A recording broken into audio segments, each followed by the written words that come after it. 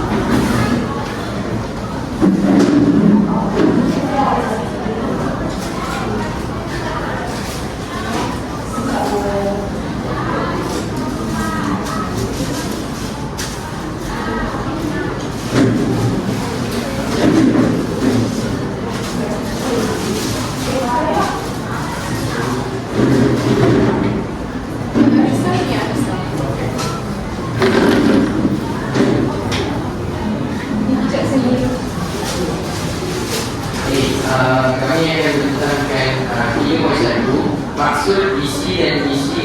Maksud, visi, misi dan objektif perniagaan. Okey, visi, misi dan objektif perniagaan merupakan asas kehidupan strategi perniagaan. Selain itu, dia dijadikan sebagai panduan sebelum membuat sebuah tindakan atau keputusan. Okey, akhir sekali, dia merupakan sebuah rancangan untuk mencapai matlamat sesebuah organisasi perniagaan. Okey, visi itu apa? Visi ini adalah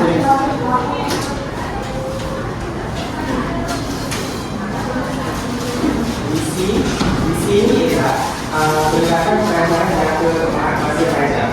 Perniagaan ataupun perniagaan ini akan memiliki jangka panjang yang dicapai oleh sesebuah organisasi. So maksudnya sesebuah organisasi perniagaan dia merancang untuk perniagaan ini bertahan dalam jangka masa yang panjang. So itu contoh visi dan cara masuk visi. Okey, misi. Misi adalah satu ketetapan dalam melakukan perniagaan untuk mencapai matlamat.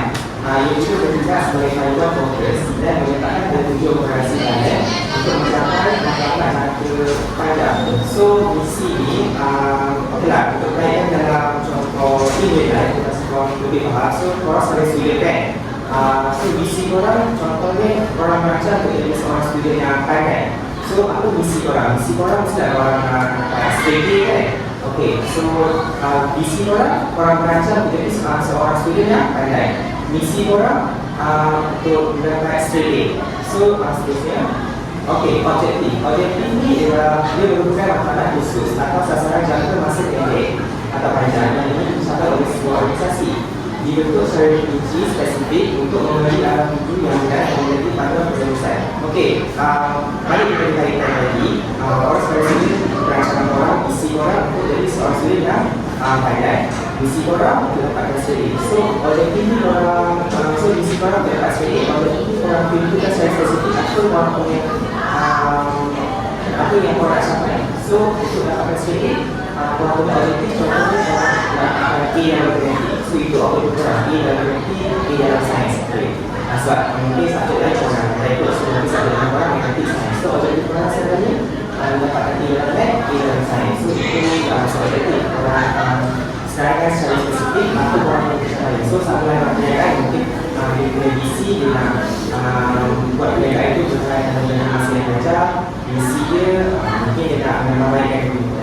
So objektif dia mungkin apa? Beli kargo baru,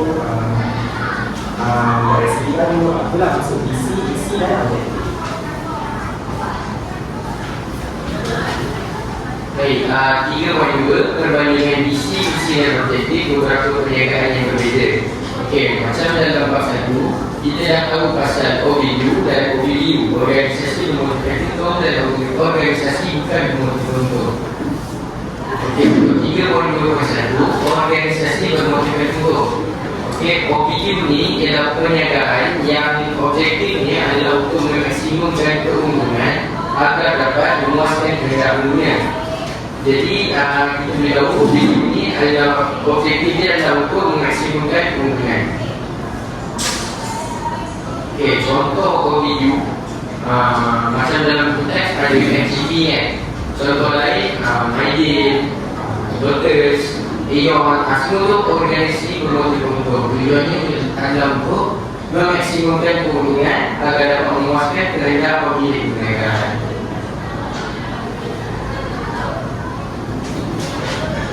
Okey, seterusnya 3.2.2 organisasi bukan bermotivasi untung. Video ini dia mempunyai objektif organisasi sebagai kelancaran hati masyarakat dan memberikan perkhidmatan kepada orang ramai. Dia punya objektif organisasi sebagai kelancaran dan memberikan perkhidmatan kepada orang ramai. Video ini dia perlu didaftarkan di bawah Jabatan Pendaftaran Kebutuhan Malaysia atau Pejabat Pendaftar Kebutuhan Malaysia. So, video dengan OBU ni dia berbeza dari segi misi dan objektif. Video ni dia menerapkan budaya kerja korporat, iaitu secara kumpulan ataupun ramai untuk capai misi dan objektif dengan menetapkan keputusan. Bandingan OBU dan video. OBU dia nak cari untung. Video ni macam bantu masyarakat secara konsumer lah. So OBU ni dia untuk jual barang dan perkhidmatan. Video ni dia buat aktiviti kelanjutan. Contohnya macam Universiti Malaysia, dia menyediakan bantuan barang keperluan kerja secara konsumer. Okey, seterusnya 3.2 pertumbuhan superior. So, pertumbuhan superior ini ialah organisasi yang dibuat untuk membantu masyarakat sekali, bukan untuk mencari keuntungan. Contohnya biasa dan NGO. Okey. So, kita ada perkataan superior. Superior maksudnya dia membantu seorang tanpa dia expect sebarang keuntungan. Maksudnya dia bantu tu sebab dia nak bantu orang secara superior. Kita expect untuk bagi dia lagi. Okay? Contohnya kebiasaan yang disebutkan. Kenapa kebiasaan? Sebab kalau kita tengok kat sekolah kita, kalau yang disebutkan kita kan kebiasaan kan ada kunci kan, orang kan tugas untuk menanggung orang kan. Contoh kalau orang buta tu, orang yang berlari tu terjatuh ke guna kan, mesti orang cedera. So yang bagi orang kebiasaan. Tapi kebiasaan ni juga ada dia orang kata okey, kalau awak rasa kata apa bagi saya RM5 ke RM10 ke tak ada kan. So maksudnya orang membantu orang ni sebenarnya superior. Okey, kalau dalam konteks kalau orang baca dia kata petugas superior bergantung kepada pengurusan organisasi. So, kenapa pengurusan penting dalam petugas superior? Okey, pengurusan ni maksudnya orang mengurus orang punya organisasi itu secara ikut cara orang adalah total adalah total. Okey, so sekarang kita nak tahu kenapa pengurusan ni penting. So, apabila orang punya perniagaan itu organisasi orang diuruskan dengan teratur. Okey, orang pula mengeluarkan aktiviti yang best kan, orang buat aktivitas. So maksudnya nanti ramai orang akan join orang punya organisasi. Tapi kalau orang punya cara pengurusan tidak betul, orang buat aktiviti yang bosan. So orang punya organisasi pun bekerja pun tak ada kerjasama antara kerja kan. So of course orang tak ada job. So itulah kenapa pengurusan yang penting. Okey, so kita ada kat sini pertumbuhan superior. Pertama, mencorak kebajikan dan faedah bersama. Okey, mencorak kebajikan dan faedah bersama ni maksudnya aktiviti itu dibuat untuk membantu orang. Contohnya pendidikan derma, bantu masa gaji dan orang-orang. So kalau orang semua aktiviti ini ada orang-orang, so dia akan memanfaatkan semua orang lah yang mengaku dan dibantu. Okey, kedua, fokus pada perkhidmatan. So, organisasi lebih mengutamakan membantu ahli dan masyarakat. Apabila korang buat perkhidmatan sukarela kan, so korang punya objektif ataupun korang punya point of doing it is korang nak membantu orang kan, korang tak expect bukan ada korang benda lain kan. So, korang punya point is untuk bantu orang. Contohnya macam saya kata tadi lah, biasa nampak, biasa dia bantu masa kemarahan dan dia memberi rawatan kecemasan. Dia tak ada expect macam orang tu hari-hari tu dia bantu, tak ada. Dia bantu secara sukarela. Okey, ketiga, aktiviti selaras dengan tujuan organisasi. So, apa jenis organisasi yang korang tubuhkan? Aktiviti yang korang jalankan itu berdasar selaras dan make sense. Dia sama dengan apa yang korang punya organisasi. So, aktiviti untuk tujuan organisasi itu bukan. Contohnya, kalau korang buat organisasi kelab dan sekitar kan, apa korang punya tujuan is untuk tanah pokok, membuat kerja kebersihan, kalau korang buat tanya karaoke ke, doesn't make sense. So, korang punya aktiviti yang korang jalankan itu berdasar selaras dengan tujuan organisasi korang. Organisasi keempat lebih dikenali dengan nama persatuan atau pula. So, organisasi dari terkenal sebab aktif buat program kan semua dalam sekolah ni. Kalau korang pengakak apa yang korang punya, apa yang korang bayangkan macam buat ke kan. Tapi kalau korang nak BSN mesti korang macam ok, BSN ada korang. So, apa korang punya kelab ni, dia akan dikenali dengan nama kelab korang lah. Okay, ulasan dia. So, ulasan dia kalau dari orang cepat faham is BC, impian besar sebuah organisasi. Misi, cara untuk orang capai visi orang tu kan. Okay, objektif dan sasaran yang lebih spesifik yang saya explain tadi kan. Okay, so untuk tugas sukarela, ulasan dia, okay, korang ingat je kalau tugas sukarela dia dibuat secara sukarela, dia tak expect keuntungan balik pada dia. Kedua, dia membantu masyarakat. Ketiga, setelah dia buat itu bukan untuk keuntungan, dia buat secara sukarela. Misalnya dia menggunakan perumusan yang baik, agar berkembang. Saya explain tadi, kalau perumusan orang baik, akan orang yang kalau tak baik, orang tak berjaya. So, terima kasih.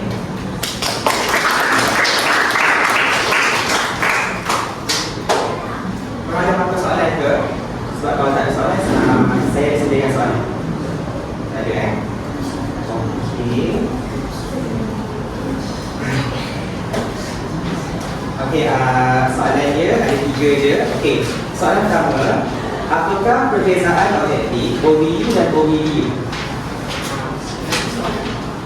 Apakah perbezaan objektif OBU dan OBU?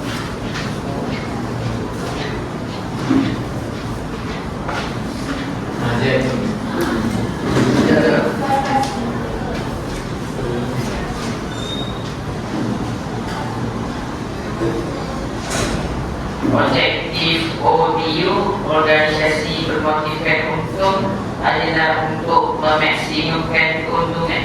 Okey. Kalau untuk OBU, organisasi bukan bermotifkan untung, objektif dia berorientasi kepada kebajikan ahli, masyarakat dan memberikan perkhidmatan kepada orang ramai. Okey, betul.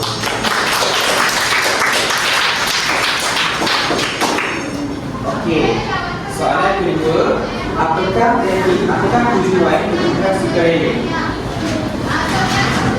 Tujuan perkhidmatan sukarela. Macam nak jawab? Cepat-cepat.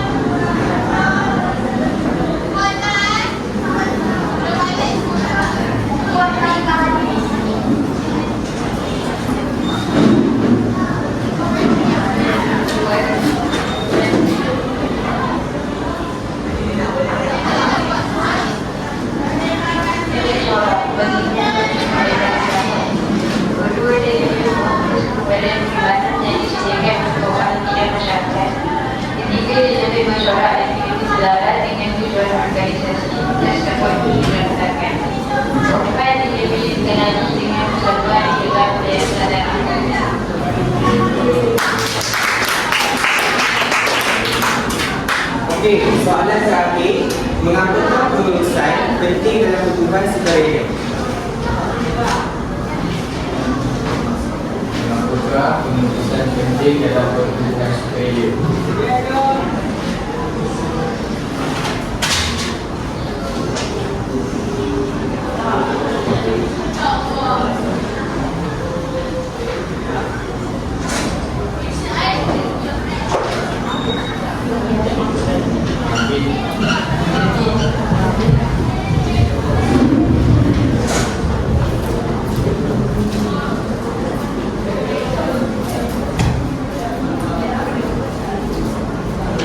Mengapakah pengurusan penting dalam pertumbuhan sukarela?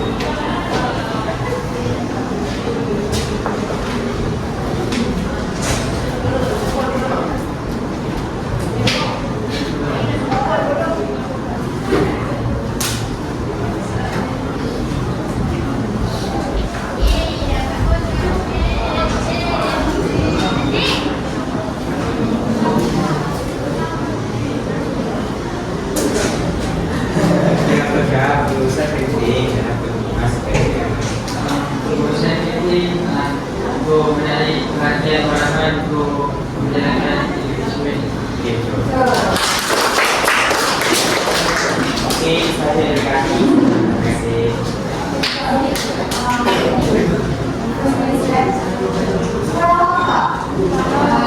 Okay, misi-misi oleh mereka.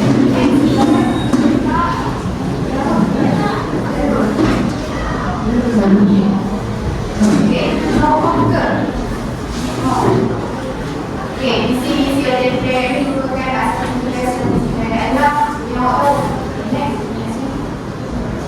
okay, di sini kita kena fikir benda tu ada dalam masa-masa. Kita biasanya dengan aku yang cuba.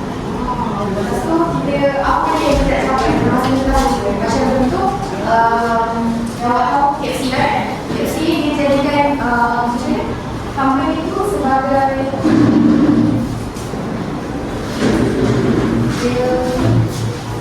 KFC ni kalau misi dia menjadi restoran makanan segera ayam goreng nombor 1 dalam paling dijimati kat dia. Untuk maksudnya apa yang dia dapat. Kalau misi ni dia untuk mencapai makanan. So misi ni dia menjadikan makanan yang berkualiti. Kalau apa yang sekarang kita masih memberikan kualiti ayam tu. Objektif. Kalau objektif ni dia lebih kepada spesifik. Maksudnya dia dari segi produsen ni cuma dari segi produk, harga dia, servis dan segi restoran. Kalau tengok semua KFC sama je sebenarnya. Dia punya layout dia, makanan dia.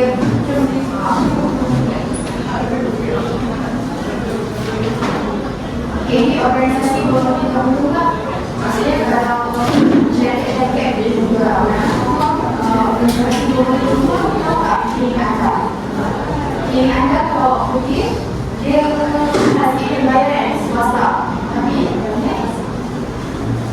kalau bukan sebab mungkin kita akan melakukan jadi dia berbeza kepada mereka memang kepada masyarakat. Itulah OBU, berhatikan itu tidak saya itulah macam barang, kemarin KFC kalau bukan berhatikan dia masyarakat. Lepas tu dia berhatikan beberapa persen macam di Gaza. Gaza kan? Macam tu. Saya pada maksudnya Gaza. Banjir pada banjir. Bukan dia pergi banjir, dia bukan banjir Gaza saja, tapi dia bantu untuk pada banjir kalau dia so, yang kedua PSM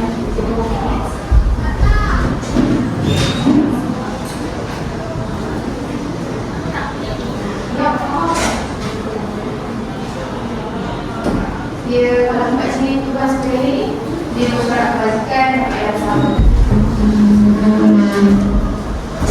fokus pada pesantren. Yang ketiga dia berkesaran dengan organisasi. Terakhir lebih segera dengan rambut persatuan.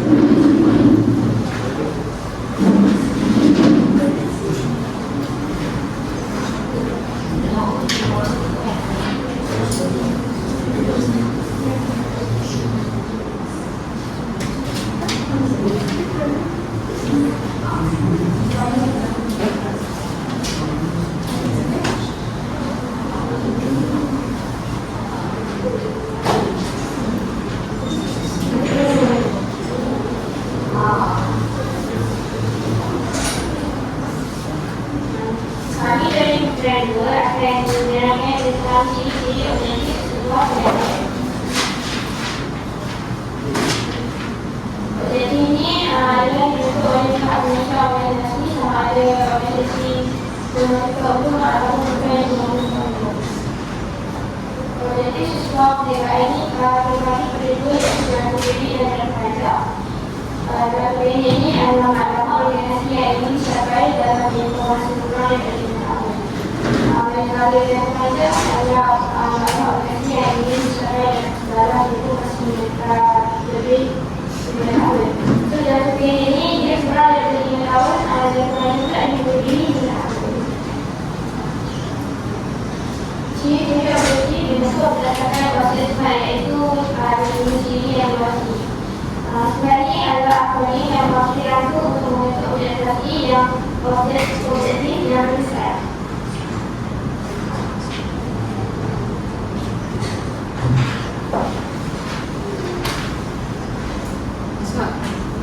Pertama adalah spesifik. Spesifik maksudnya adalah ciri objektif yang menyatakan bahawa kenyataan objektif perlu dinyatakan secara khusus. Maksudnya, orang yang menghasilkan kenyataan itu mau capai. Mereka merujuk sesuatu tindakan dari hukum kuantitatif. Kuantitatif itu maksudnya tindakan.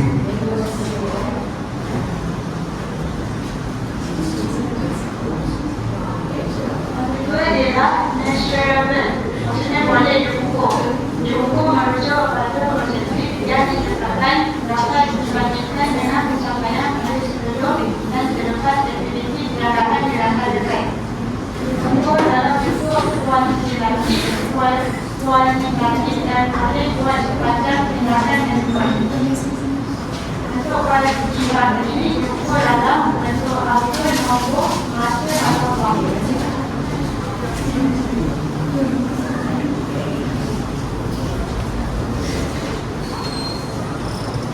Ini pula objektif yang maksudnya boleh dicapai.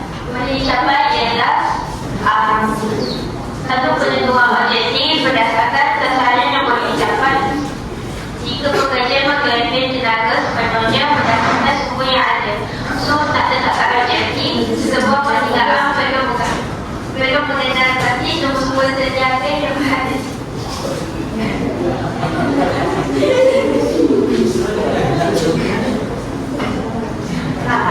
Itu persoalan realistik munasabah. Munasabah bermaksud menetapkan objektif menjurus kepada peluang yang tidak mustahil untuk mencapainya. Kalau nak capai objektif, perniagaan perlukan sumber manusia dan digital yang mencukupi.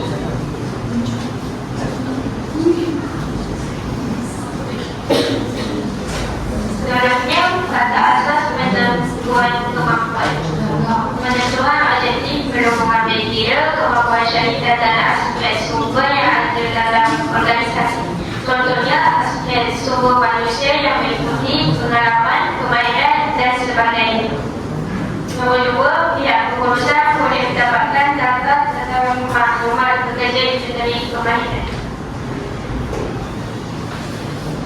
Lepas tu key time frame, maksudnya jangka masa. Jangka masa merupakan satu tempoh masa yang perlu ada dalam sesuatu penentuan objektif perniagaan. Dia merujuk kepada tempoh jangka panjang dan tempoh jangka pendek. Oleh itu, penentuan objektif perlu ada penetapan tarikh yang perlu dicapai.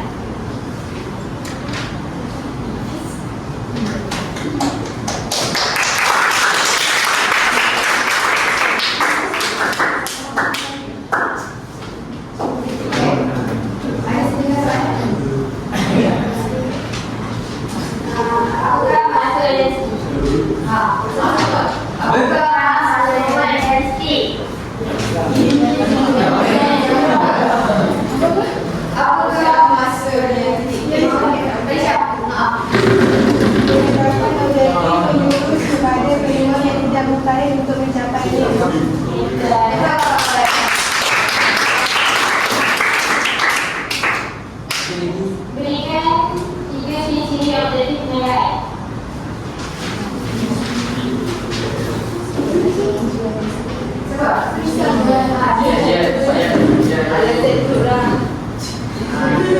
perniagaan as specific and measurable in variable.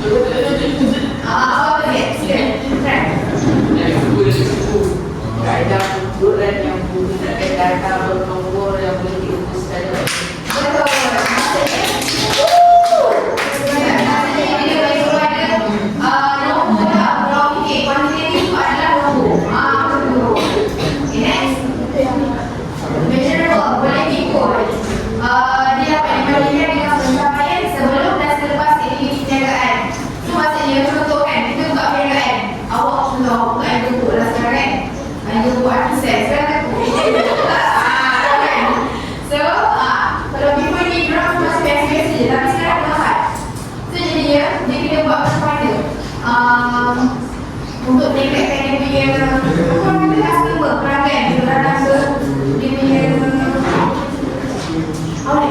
maksudnya kedai macam tu. So macam mana dia nak buat? Dia cakap benda ni kalau sebelum ni mungkin 100 orang je, sekarang mungkin 200-300 orang. Macam awak pergi buat lunch pun boleh buat rumah, buat lunch pun boleh buat, malam pun boleh buat. Okey, boleh dicapai. Satu tujuan objektif yang berdasarkan boleh dicapai. So, kerja boleh tenaga penduduk berdasarkan sumber yang ada. So, kerja itu adalah kalau borang je untuk menampung pelanggan sebanyak 300 orang, tak mampu kan? Kalau orang-orang tu okey lah. Kalau untuk artisan tu orang rasa boleh ke? So, kita kena boleh dicapai tak? Dalam 300 tu. So, dia perlukan pekerja yang lebih banyak supaya dia boleh mencapai dia punya misi yang awak berfikir tadi. Okey. Realistik kenapa? Realistik ni dia menjurus kepada peluang yang tak bisa untuk mencapai dalam kita kena macam jalan macam okey, nak balik lagi sale kita 10,000 orang tak boleh kan? So kita kena realistik at least 300 orang lah. Macam mana kita nak sampai dengan betul juga ramai, bahan tambah lagi, apa lagi? Kapasiti untuk kedai tu untuk membuatkan 10,000 orang tak boleh kan? So kena fikirlah benda tu. Faham? Okay, next. Fakta asas kemampuan. So ni dia mengambil kira kemampuan syarikat itu adalah aspek semua yang ada. Contohnya semua manusia yang memiliki pengalaman. So kalau orang tu mestilah ada pengalaman yang kuasa dan Asia kan, Asia tak boleh orang yang tak ada kira, mesti kena pandai kira. So makin dia memasak ke, ada kawan dia masak cepat, pengetahuan dan dengan kerja. Tak mahu awak fikir yang banyak pula, awak tahu tak? Tahu kan? So before dia nak pekerja-pekerja dia nak masuk ke dalam bayar tu, dia perlu skill kan?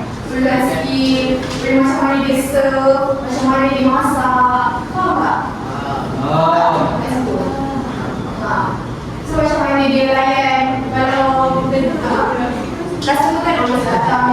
punya sistem lagi kan. Okay, next. Okay, time frame, jangka masa lah. So, tempoh masa yang perlu ada rasa percubaan dia menunjuk pada masa pendek yang macam tadi 5 tahun nak boleh lebih daripada 5 tahun.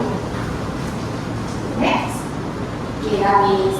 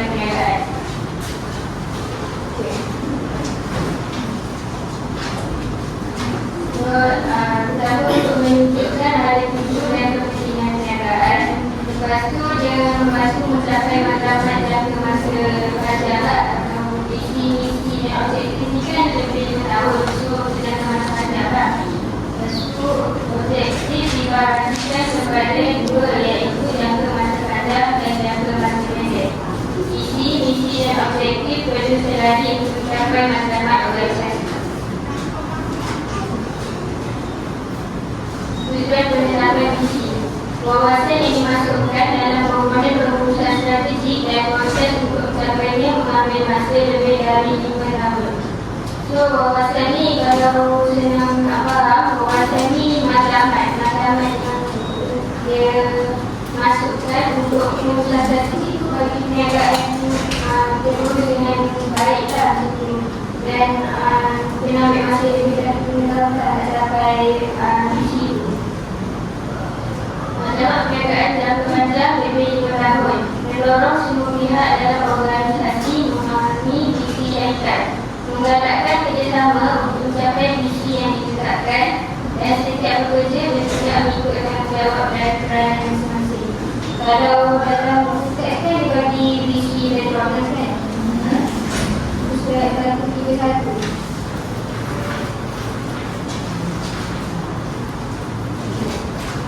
Selain pedoman macam brand yang brand iPhone yang Apple tu, dia visi dia untuk menghasilkan teknologi yang mudah digunakan dan membolehkan supaya kehidupan manusia. So Apple ni dikukuhkan pada tahun 1970 lah. Tetapi visi dia tu dia bukan ambil masa yang tidak lah, dia lebih tahu untuk mencapaikan visi itu. Terdapat organisasi penyampaian visi. So yang menetapkan visi ni pegawai eksekutif. Kalau yang kita dah sebut CEO tu. Lepas tu pegawai eksekutif ni dia akan bagi tahu apa visi tu dekat pengurus pemasaran dan pengurus pengeluaran. So pengurus pemasaran ni akan bagi tahu dekat pekerja macam mana nak menjalankan visi, dan pengurus pengeluaran ni dia bagi tahu dekat pekerja kita macam mana nak uruskan visi mengikut unit-unit dan bahagian masing-masing lah. Kecatat organisasi ni, dia pegawai eksekutif tu dia terangkan visi perniagaan dekat pengurus dah macam perniagaan tadi. Lepas tu pengurus pemasaran dengan pengurus pengeluaran ni dia ada tugas untuk sampaikan visi dekat pengurus yang lain.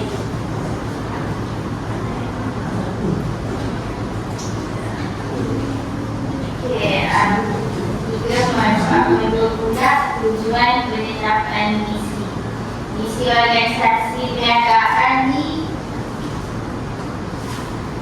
dibentuk selepas pernyataan misi diwujudkan.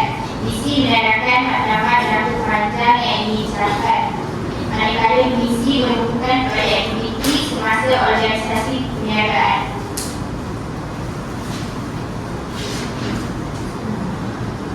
Lepas tu dia menandakan sebuah organisasi wujud berdasarkan misi yang ditetapkan, menerangkan aktiviti perniagaan yang sedang dijalankan, memudahkan pihak pengurusan mengalihkan tugas kepada setiap unit di bahagian organisasi.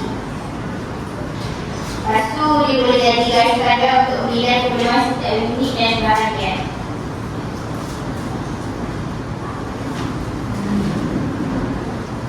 Lepas tu dia pengalihan sumber manusia dan fizikal dapat dibuat dengan tepat.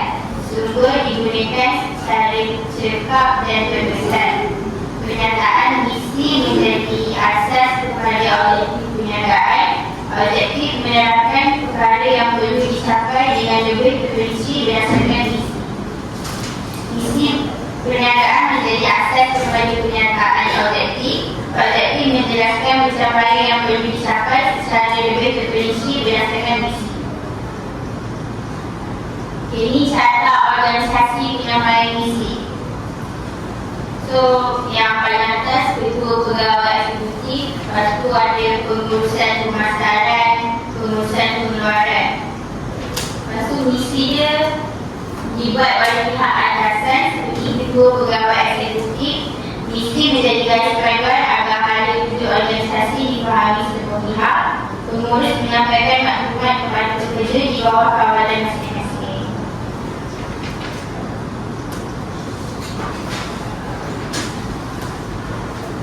Poin 4.3 tujuan penetapan objektif. Perniagaan objektif perlu mempunyai ciri-ciri sulat. Objektif organisasi perniagaan adalah selaras dengan pernyataan misi bagi mencapai matlamat organisasi. Organisasi perlu menetapkan sekurang-kurangnya satu objektif yang mempunyai ciri sulat. Objektif menggambarkan sasaran yang ingin dicapai secara spesifik dan khusus. Penetapan objektif membantu semua pihak dalam organisasi memahami sasaran yang telah ditetapkan. Menentukan objektif.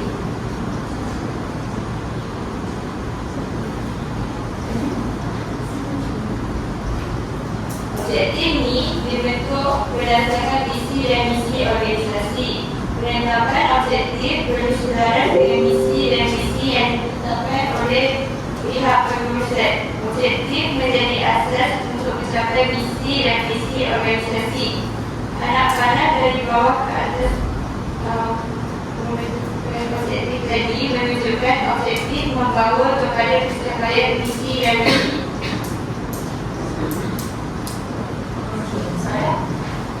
Okey, Tania.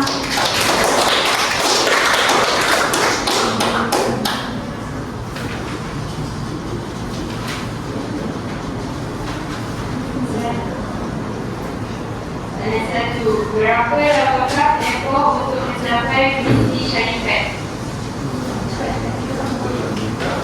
Tempoh untuk mencapai misi syarikat.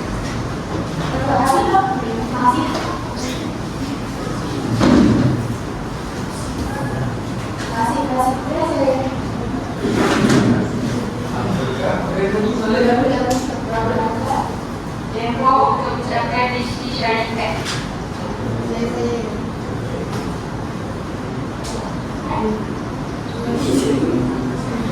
Mengambil masa lebih daripada 5 tahun.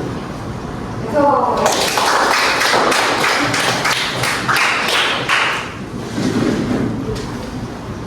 Berikan satu tujuan penetapan misi.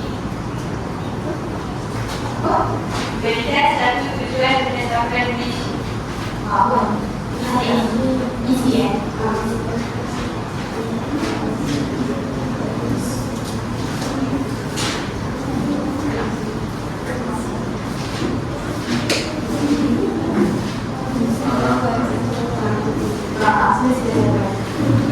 Memudahkan pihak pengurusan yang terlibat untuk agihkan setiap sumber yang berkaitan dengan unit dan bahagian-bahagian dalam sebuah organisasi perniagaan. Okey. Balik ke apa sudah ni?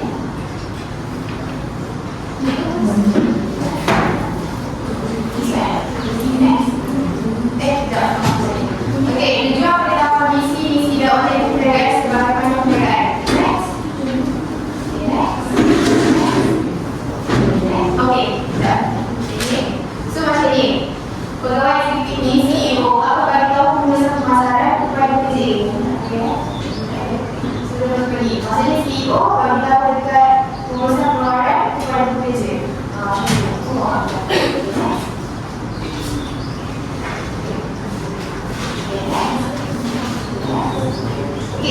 Okey, cuba awak main kawan tak stiker hijab. Ada stiker hijab. Yang mak ni nak pakai nak juga. Ya, ada punya tagline tu. So, CEO dia kan, tu kan yang okey dengan hijab apa tak? Tapi contoh orang tu pengurus tak manager untuk pemasaran akan contoh fikir dia akan fikir macam mana kita nak buat nak memilihkan dia punya tu. So mungkin bekerja dia akan buat mana tu macam mana nak masuk punya tu. Dia akan buat macam mana. So kalau pengeluaran pula, so dia akan bagi tahu kat kilang dia kan. Macam awak tahu sekarang ada kilang dekat kilang tu tak? Dulu kat Bali, sekarang pindah kat kilang lah kat kilang. So dia bagi tahu dekat manager market operation, dia orang panggil kilang lah kan. So pekerja-pekerja ni akan sakit lah dia punya baju semua. Faham tak? So macam ni. Ni objektif, misi. Tapi kita dah sampai objektif dulu, baru kita dah capai misi. Faham tak? Maksudnya kita kena dari bawah misi, lepas tu misi. Okay, next. Okay, selesai. Sekejap kan? Okay, kita buka dulu. Misi ni. Ya, kemudian buka. Kalau lebih cikgu.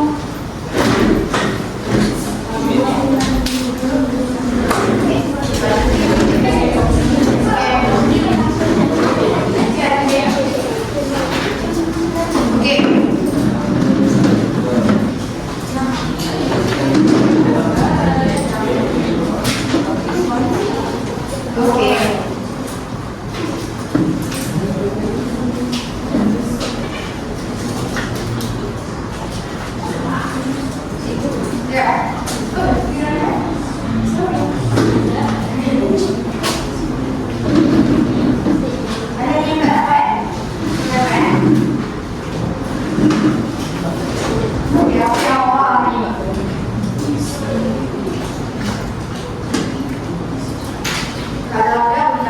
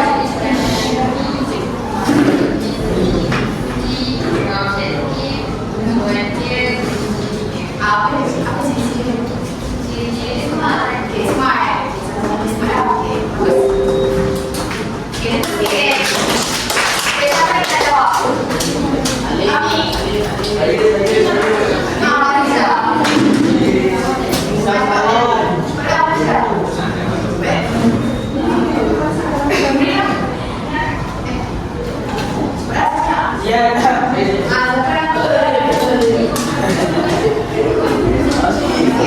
Dua perkara yang saya pelajari hari ini, maksud visi dan objektif. Penetapan visi dan objektif. Okey, bagus. Dia tak dengar. Okey, STTF satu. Dua perkara saya pelajari pada hari ini ialah dapat belajar visi, misi dan objektif perniagaan.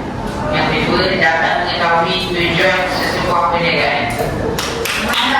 Harapan saya dalam pelajaran pada hari ini hijau. bagus. Okey, guys. Seorang lagi.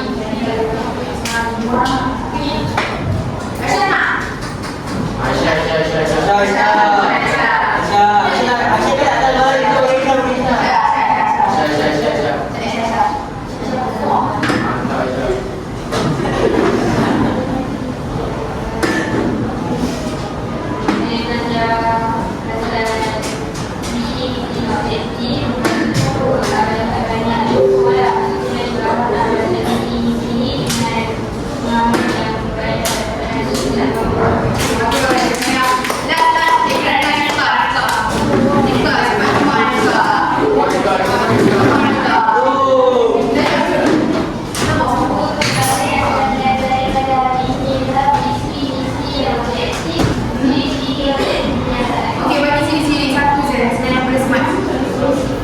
Spesifik. Bagus. Okey. Dengan